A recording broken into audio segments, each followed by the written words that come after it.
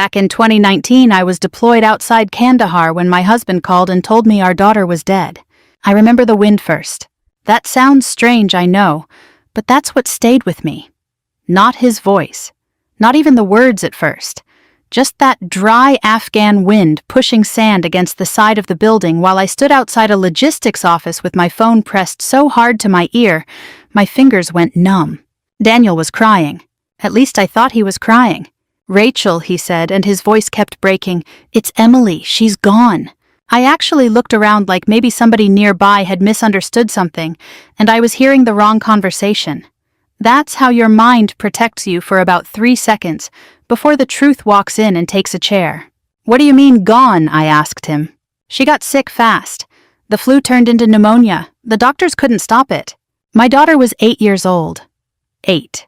She had a gap between her front teeth, a purple backpack from Walmart, and a habit of sorting M&Ms by color before she ate them. She still slept with a stuffed rabbit named Captain Bun because I once joked he outranked everybody in the house. I said, "Put the doctor on the phone." Daniel went quiet.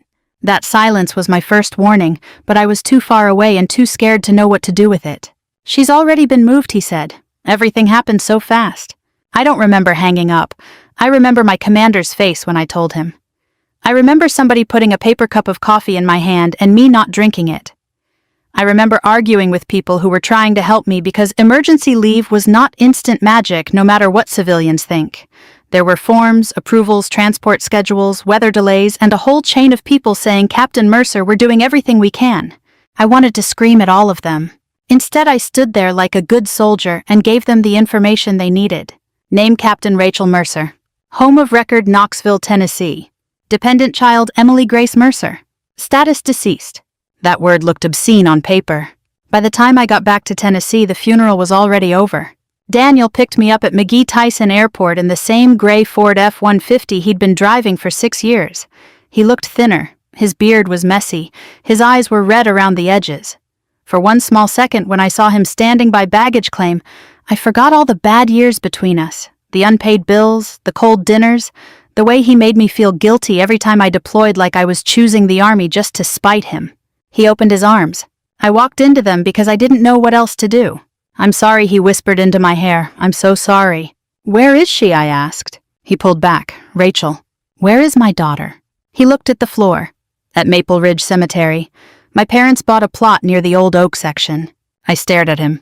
"You buried her before I got home." His jaw tightened like I had wounded him by asking. "The doctors said we shouldn't wait. They said the illness had affected her body."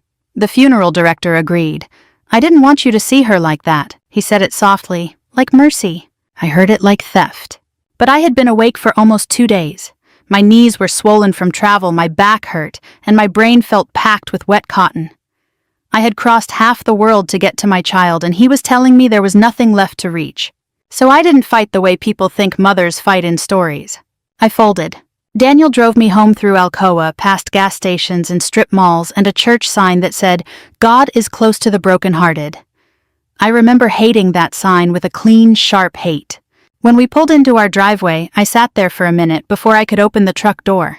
Emily's bicycle was gone from the porch. Inside the house smelled like lemon cleaner. Not home, cleaner. Like somebody had tried to scrub grief off the walls before I arrived. I went straight to Emily's room. Her bed was made. 2 made. The sheets tucked tight stuffed animals arranged like a display.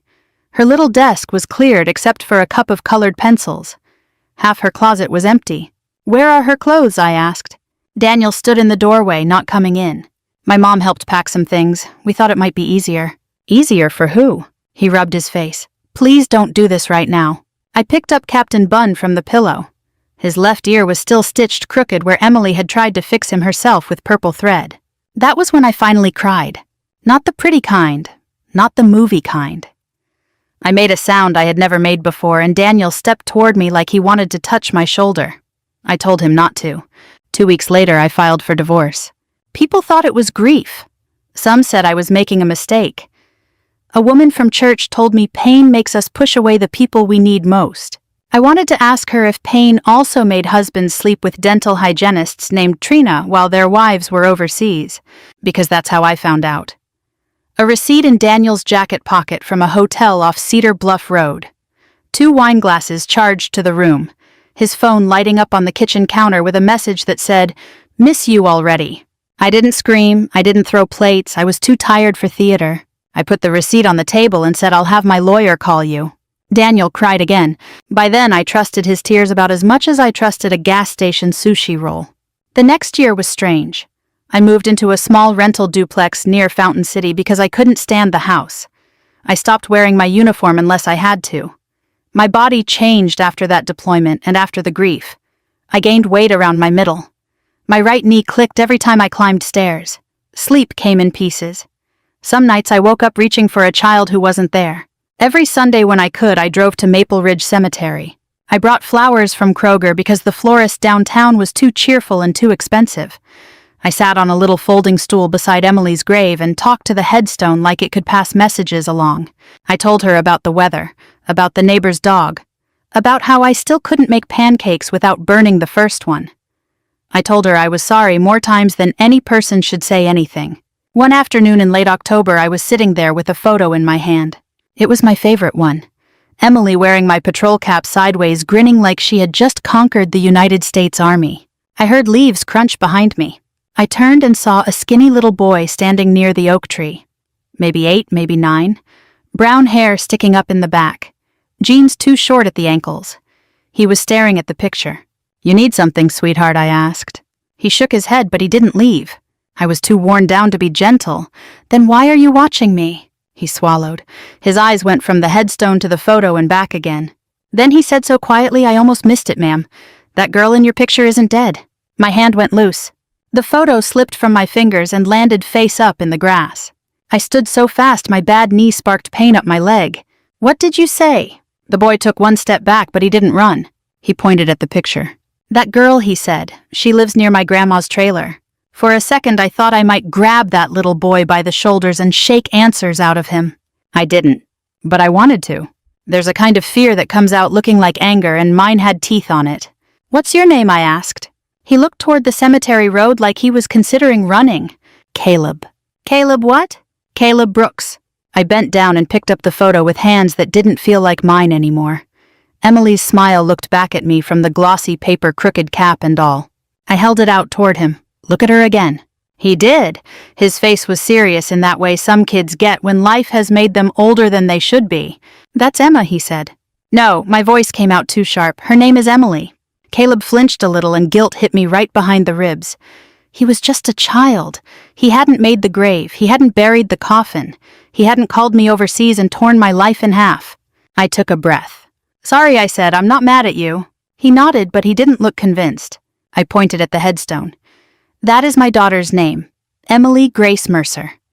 My husband told me she died last year. So if you know something, Caleb, I need you to tell me exactly what you mean." He looked at the stone again, then back at the picture. "My grandma says not to get in grown folks' business," he said. "Your grandma sounds smart." "She is." "Then take me to her." That made him nervous. I could see it in the way he shifted his feet, one sneaker grinding into the damp grass.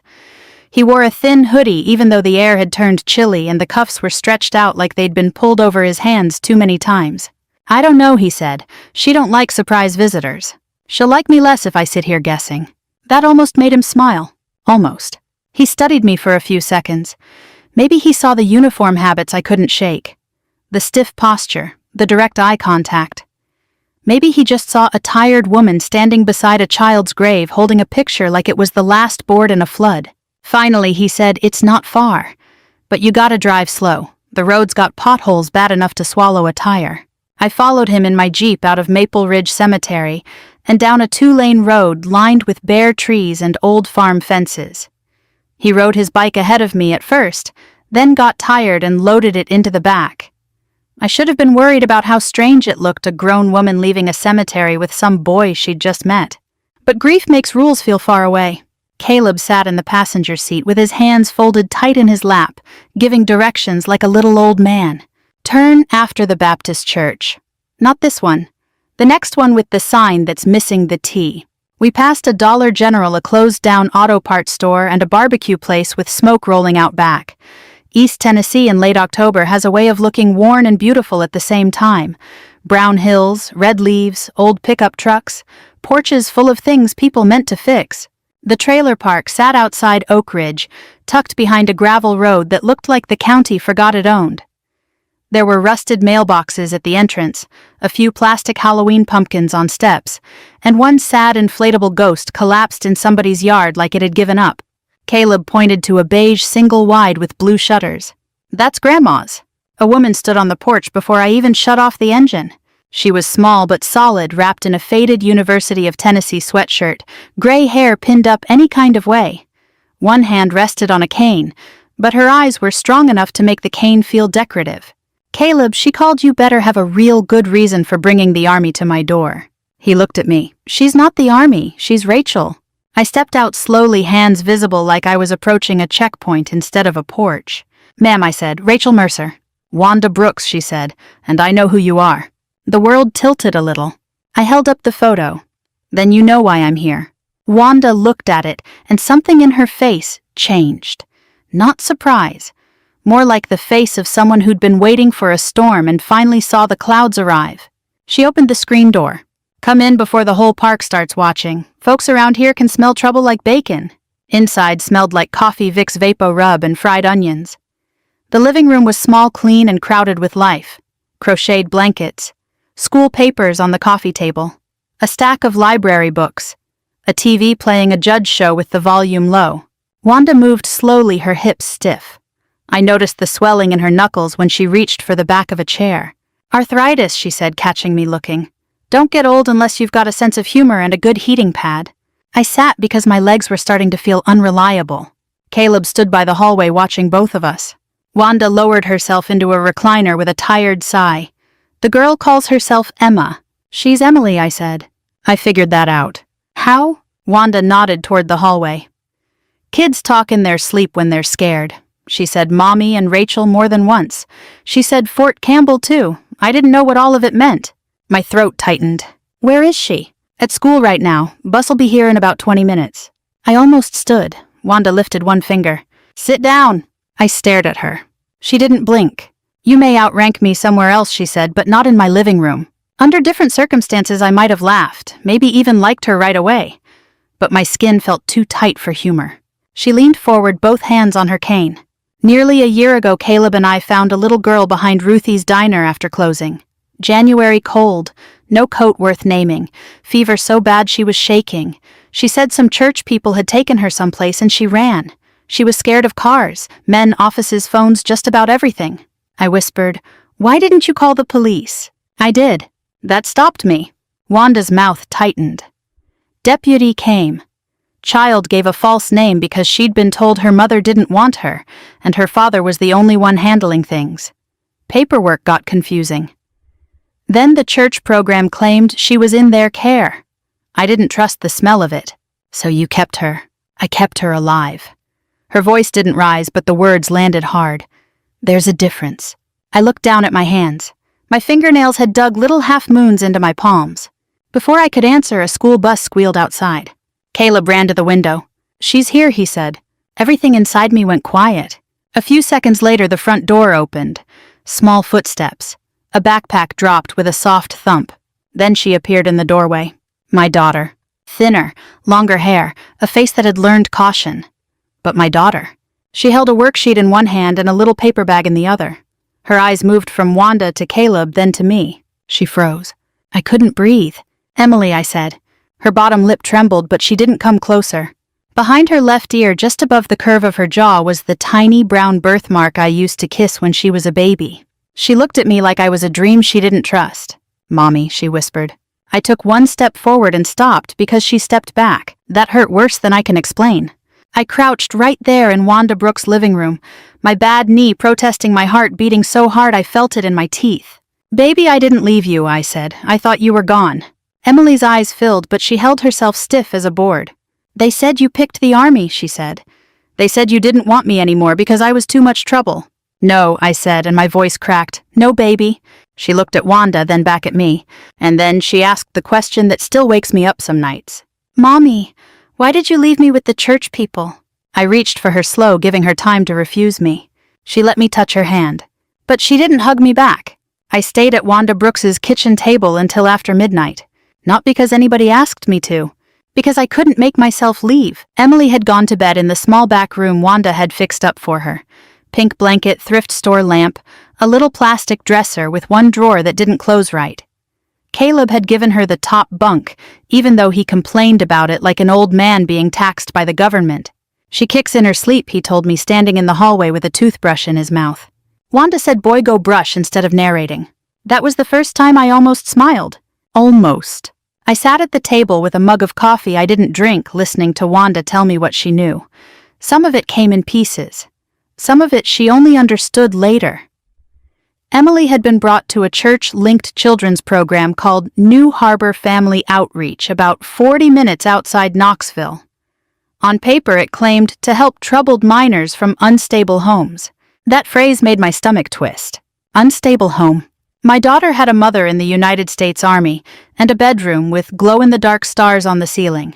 She had a dentist appointment scheduled for March and a library card with overdue Junie B. Jones books. But somebody had written unstable home on a form, and a room full of adults had accepted it because the paperwork looked official. Wanda slid a folder across the table. "I kept copies of everything I could," she said. I opened it carefully. Clinic receipts, school enrollment papers under the name Emma Miller, a note from a deputy who had come by once and never followed up, a crumpled flyer from New Harbor with smiling children on the front and a Bible verse printed in blue ink. "You kept all this?" Wanda shrugged. "I was a waitress for 43 years. You learn to save receipts when men start talking too smooth." That time I did smile, just a little. But it faded when I saw the intake date on the flyer. January 18th. Emily's supposed funeral had been January 15th. 3 days. Daniel had buried an empty story and moved our child into a program before I even made it back across the ocean. I went cold all over. Wanda saw it. "You need somebody who knows how to dig without making noise." "I know someone," I said. The next morning I called Marcus Vega. Marcus and I had served together at Fort Campbell years earlier. Back then, he was Army CID, the kind of man who noticed everything and smiled at almost nothing. He retired with a bad shoulder, a ruined marriage, and the moral patience of a man who had spent too many years watching people lie badly. He answered on the third ring. "Mercer," he said, "this better not be a butt dial." "Marcus," I said, "I found Emily." There was no joke after that. Only silence. Then he said, "Start from the beginning, slow." So I did. I told him about the phone call in Afghanistan, the funeral I never saw, the grave, Caleb, Wanda. Emily standing in that trailer doorway looking at me like love was a trick. Marcus didn't interrupt once. When I finished, he let out a long breath. "Do not confront Daniel," he said. "I wasn't planning to." "You were absolutely planning to." I hated that he knew me. "I want to go over there and put his face through his own front door." "I'm sure that would feel meaningful for about 15 seconds, Marcus said. "Then he'd call you unstable, angry, traumatized from deployment, and half the town would believe him because people love an easy label."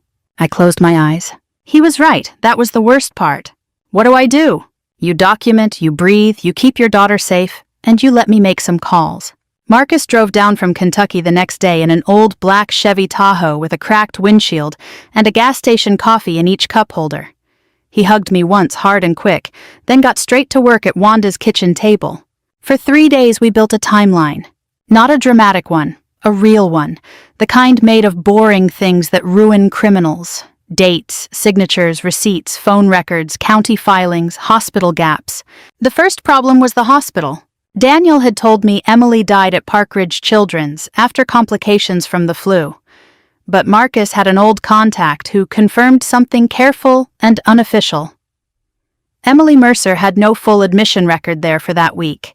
There was an urgent care visit listed under her name, but no ICU transfer, no death record, no attending physician assigned to a deceased child.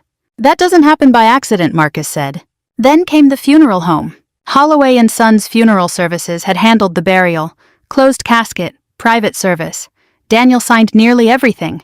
The death certificate listed a doctor whose signature looked wrong even to me, and I was not a handwriting expert.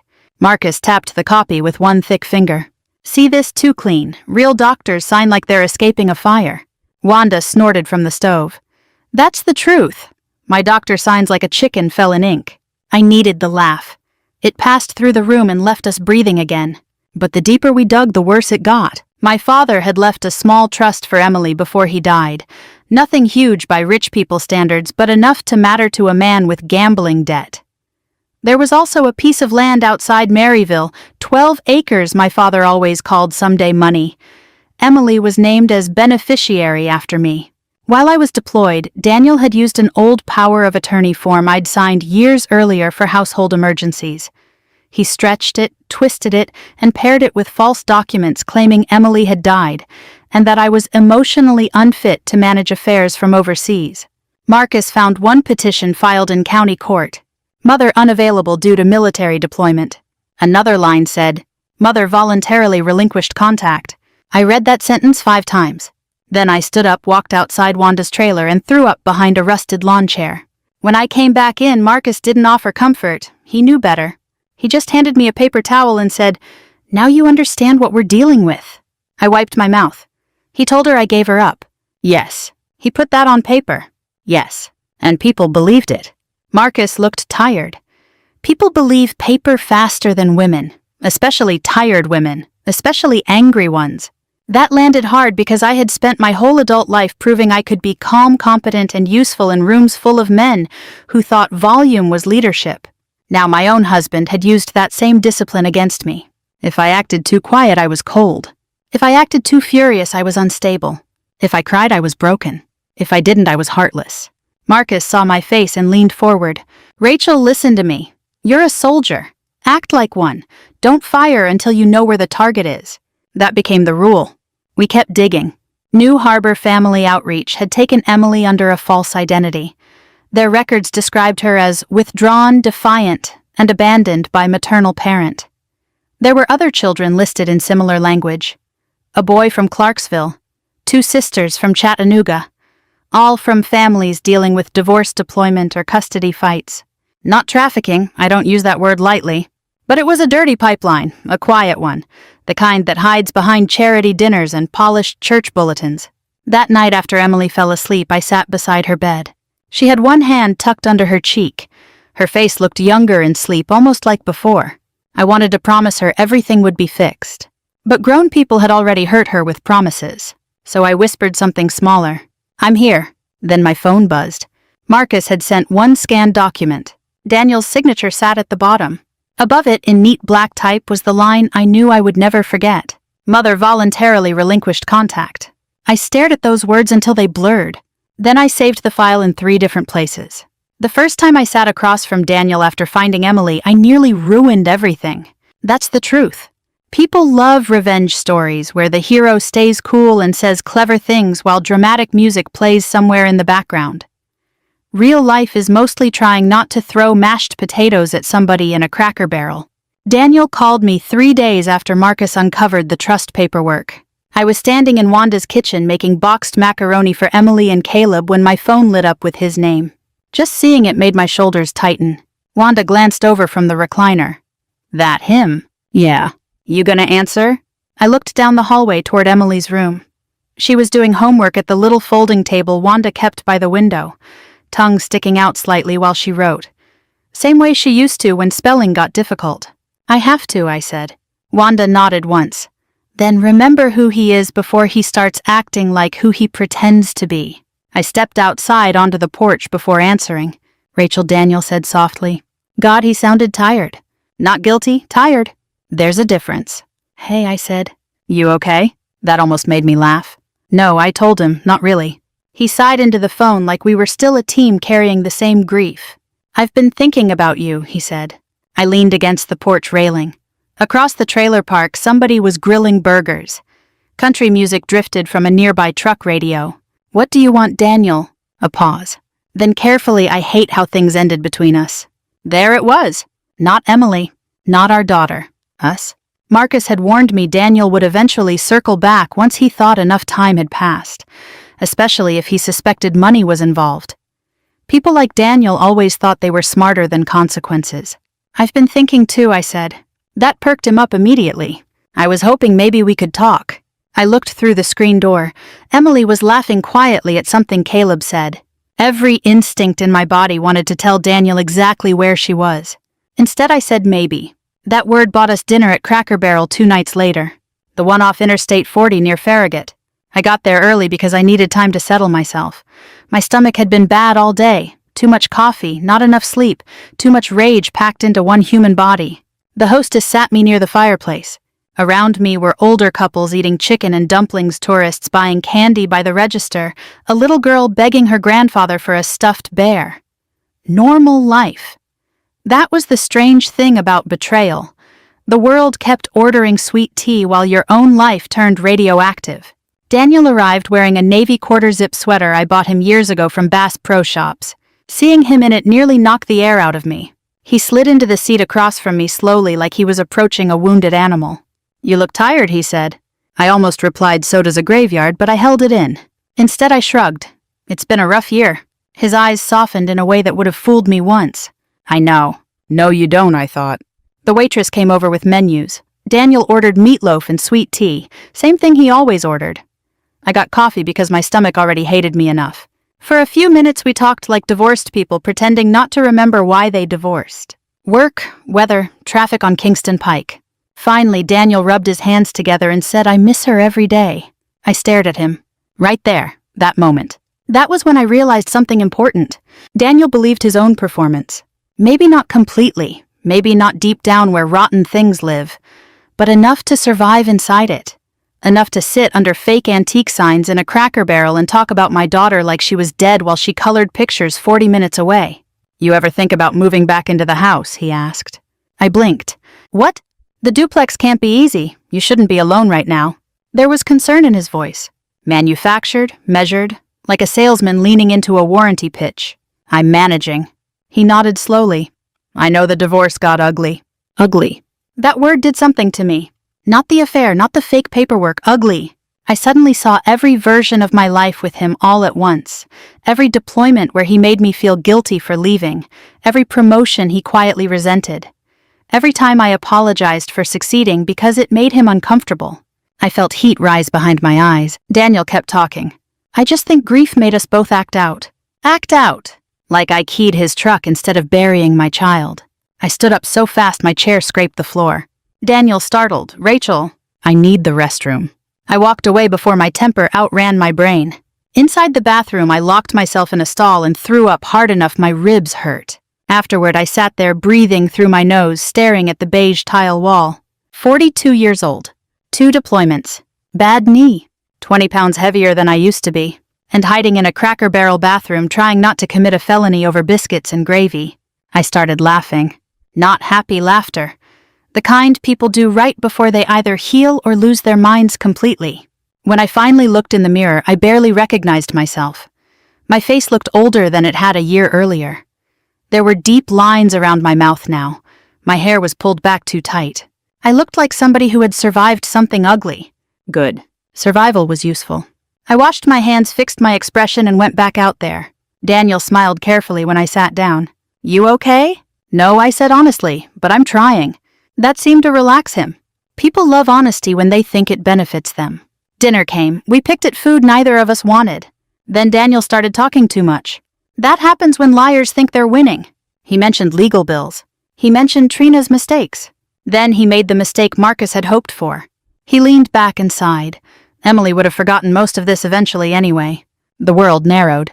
I kept my voice calm. "What do you mean?" He shrugged. "Kids move on. They adapt."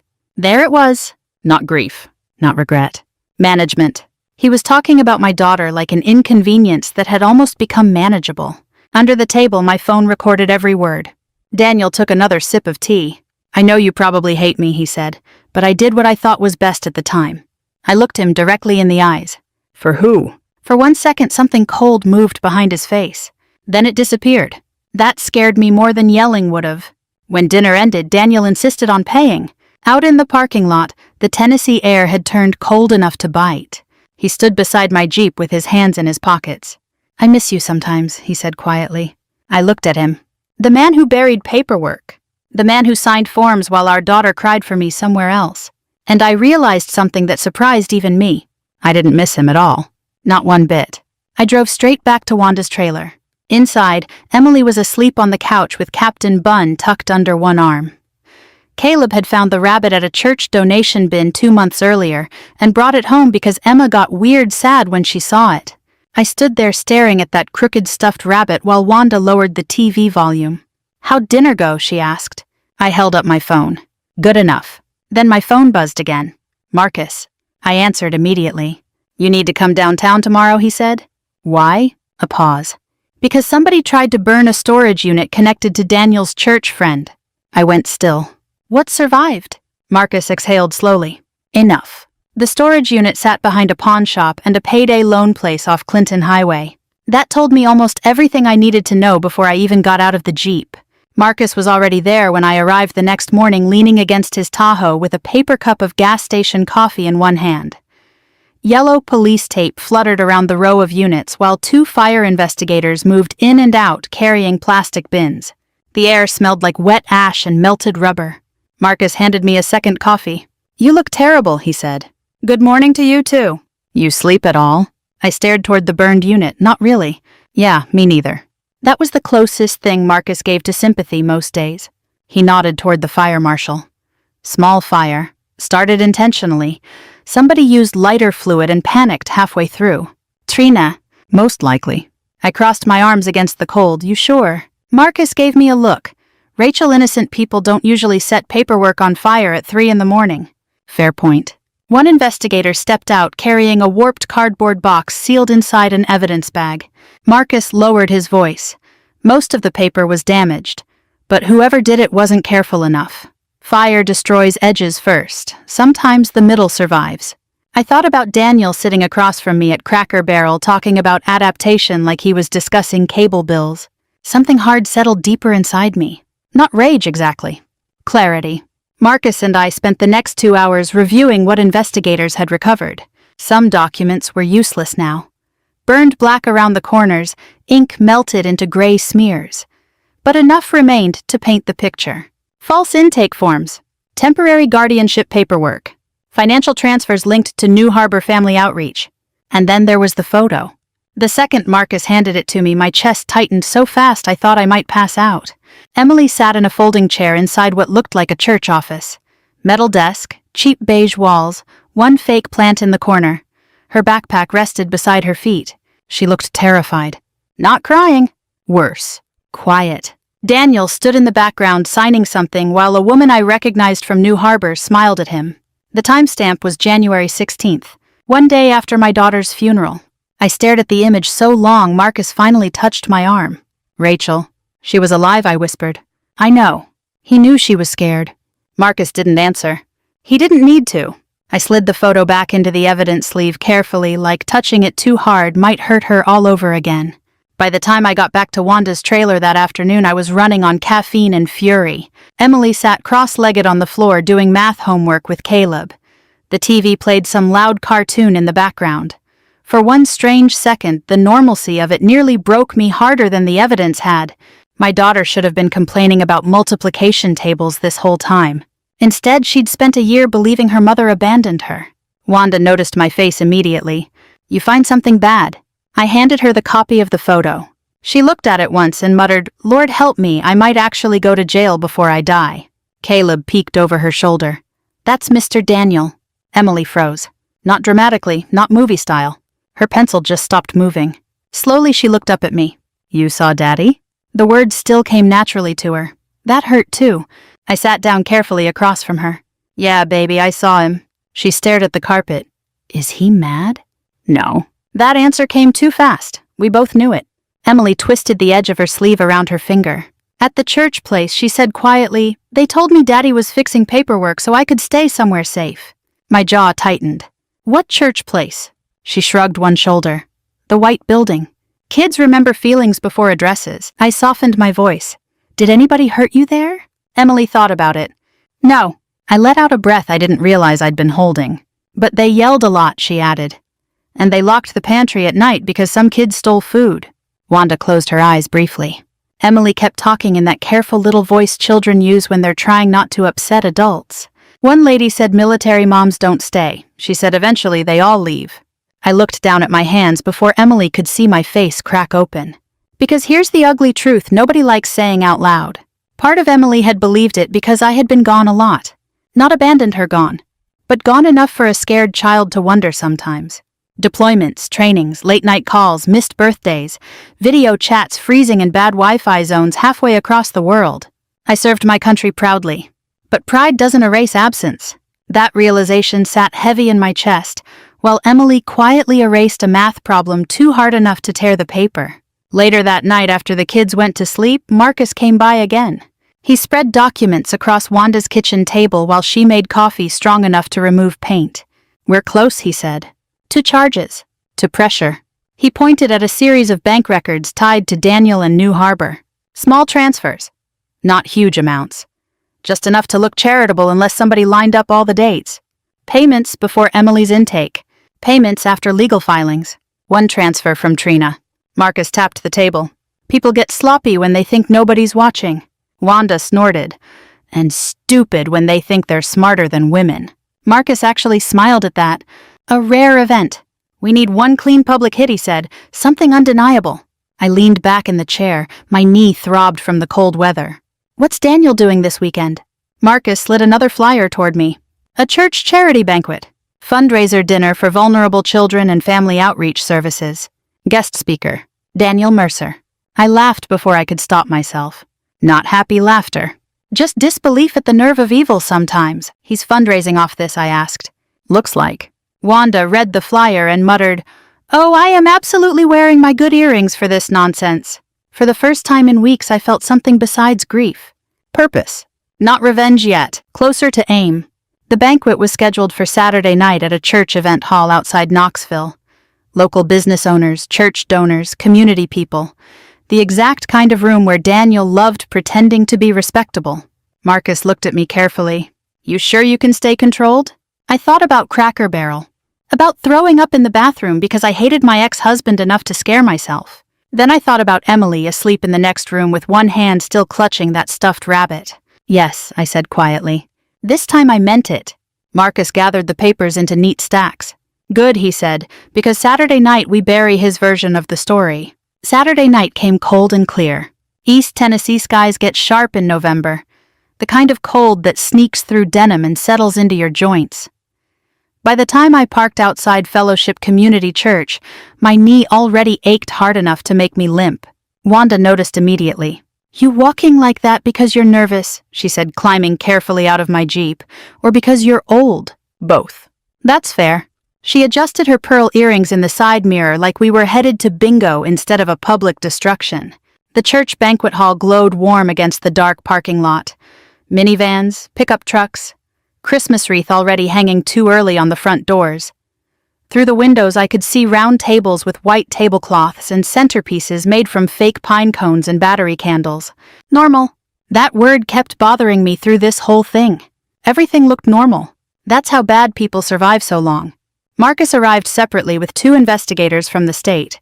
Plain clothes, quiet faces, the kind of people who didn't need to announce authority because they carried it naturally. "You ready?" Marcus asked me. "No." "Good. Means you still have a conscience." Inside the banquet smelled like coffee-baked ham and cheap perfume. Around 60 people filled the room, mostly older church couples, a few local business owners, women carrying casserole energy and men who wore jackets they only pulled out for funerals and weddings. A piano version of Amazing Grace played softly through ceiling speakers. Daniel stood near the stage laughing with the pastor. For one brief second, seeing him smiling almost knocked me sideways. Not because I missed him, because I finally understood how completely he had separated himself from what he'd done. He saw himself as the victim now. That realization chilled me more than the weather outside. Trina spotted me first. Her face lost color immediately.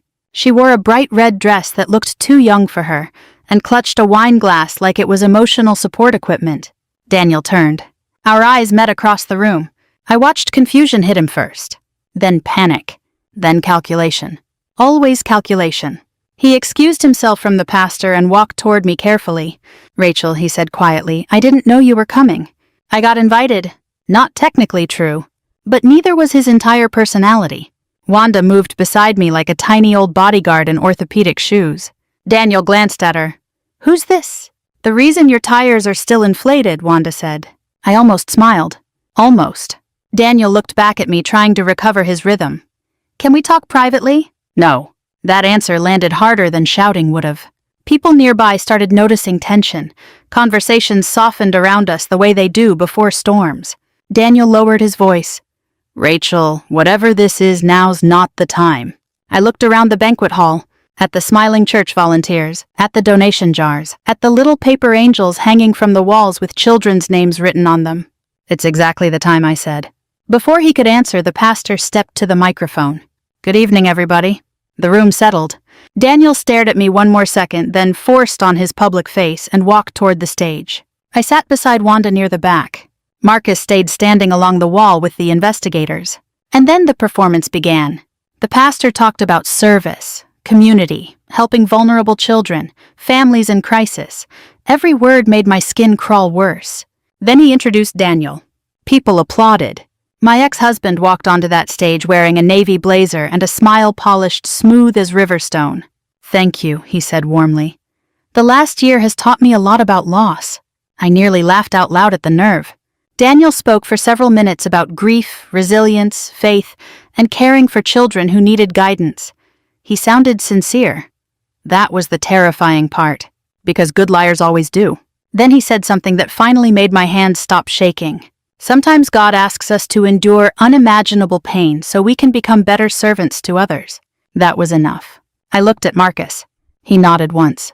The pastor stepped back toward the sound table, confused, when Marcus intercepted him quietly and handed over paperwork from the investigators.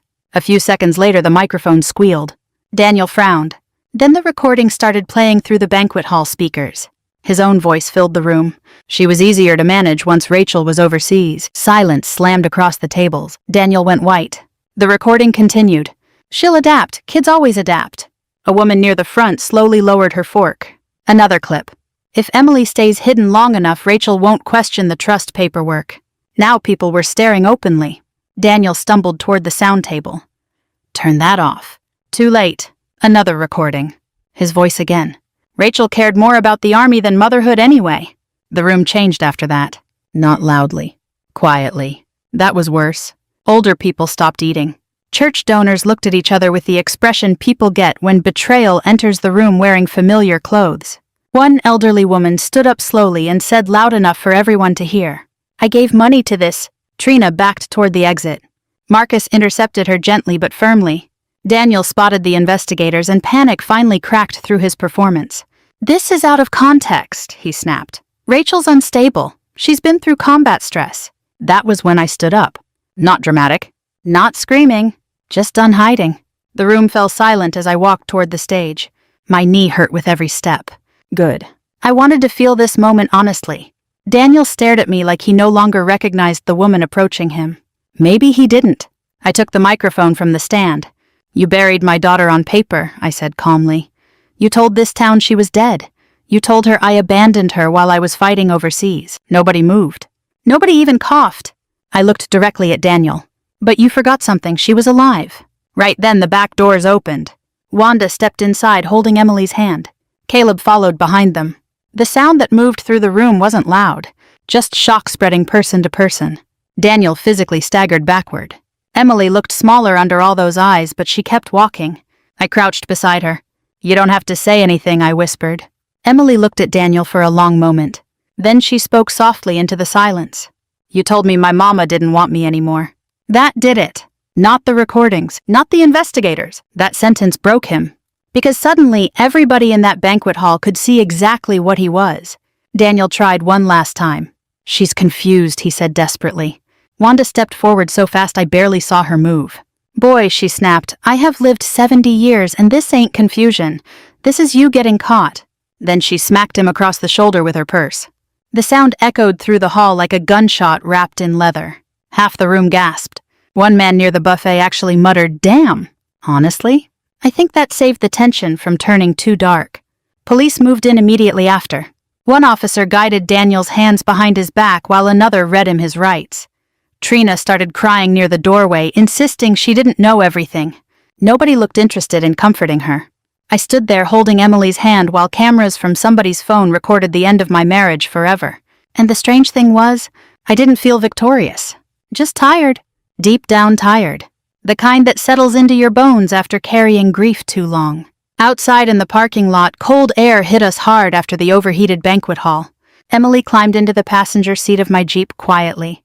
I sat behind the steering wheel but couldn't start the engine yet because my hands wouldn't stop shaking. For a minute, neither of us spoke. Then Emily leaned against my arm carefully. "Can we go home now?" she whispered. And for the first time in over a year, I finally knew where home was. The months after Daniel's arrest did not feel like the ending people imagine. There was no clean line where pain stopped and peace began. There were court dates, interviews, school meetings, therapy appointments, and stacks of paperwork that made my kitchen table look like a law office had exploded on it. Daniel faced charges for fraud, false documentation, illegal child placement, financial exploitation, and child endangerment. Trina cooperated because people like Trina always discover morals right around the time handcuffs appear. I stopped caring about every detail of their punishment. Not because I forgave them, because Emily still needed breakfast. That sounds small, but it wasn't. For a long time, revenge had given me direction. Wake up, gather evidence, protect Emily, expose Daniel, keep moving. Then one morning there was no banquet to prepare for, no recording to hide, no Daniel to outsmart.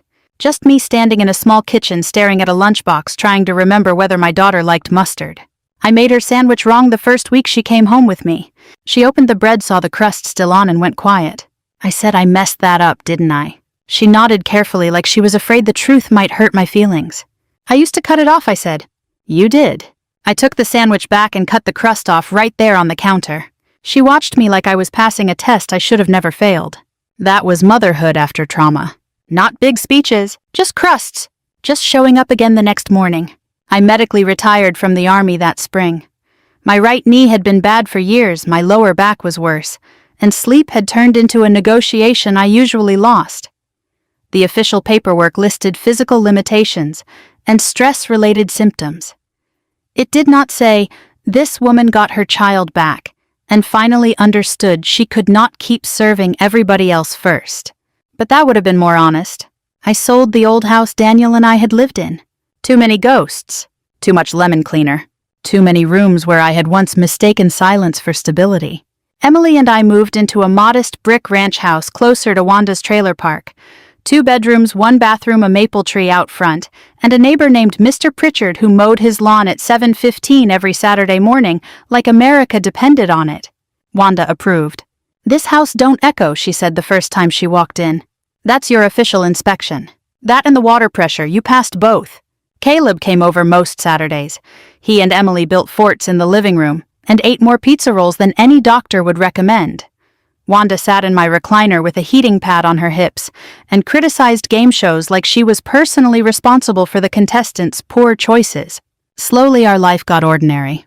Beautifully ordinary. Emily started sleeping with her door open instead of closed, then halfway open, then closed but not locked. She stopped hiding crackers under her pillow. She started leaving drawings on the fridge. One day, while looking for her sneakers, she yelled from the hallway, "Mom, have you seen my blue shoes?" I froze with the dish towel in my hand. She didn't notice. That was the gift. She hadn't planned it, hadn't forced herself. The word just came back on its own like a bird returning to a porch after a long winter. I went into the laundry room and cried into a basket of towels for about 2 minutes. Then I found the shoes. Healing was not pretty all the time. Some nights Emily woke up crying. Some days she got angry at me for leaving the room too long. Sometimes I got impatient and hated myself for it. I had led convoys through hostile roads, but helping with 3rd grade math nearly broke me twice. Still, we kept going. Therapy helped. Time helped. Wanda helped more than she knew. One afternoon I told her I still felt guilty. She was sitting on my porch, shelling peas into a metal bowl, her swollen fingers moving slower than they used to. "Of course you do," she said. "That's your comfort. That's the truth. Guilt shows up when love had nowhere to go. But don't build it a guest room." I thought about that for a long time. Eventually Emily asked to visit the cemetery. I didn't want to go. But I said yes because boundaries didn't mean hiding from hard things. They meant choosing how to face them. We went on a clear Sunday afternoon. Same cemetery, same old oak section, same gravel road crunching under my tires. The headstone was still there then, but not for long. My lawyer had arranged to have it removed. The cemetery caretaker stood nearby with his tools waiting respectfully. Emily held my hand. She looked at her own name carved in stone. "That's weird," she said. I let out a breath that was almost a laugh. Yeah, baby, it is. Are we leaving her here? I knelt beside her, my knee complaining the whole way down. No, I said. We're leaving the lie here. You and me, we're going home. The caretaker removed the stone slowly. No music, no crowd, no speech. Just the sound of metal dirt and the end of something cruel. Emily slipped her hand into mine again. This time she held tight. I used to think strength meant surviving anything without breaking. Now I think strength is knowing when to stop carrying what was never yours to carry. Daniel stole a year from us, but he did not get the rest of our lives.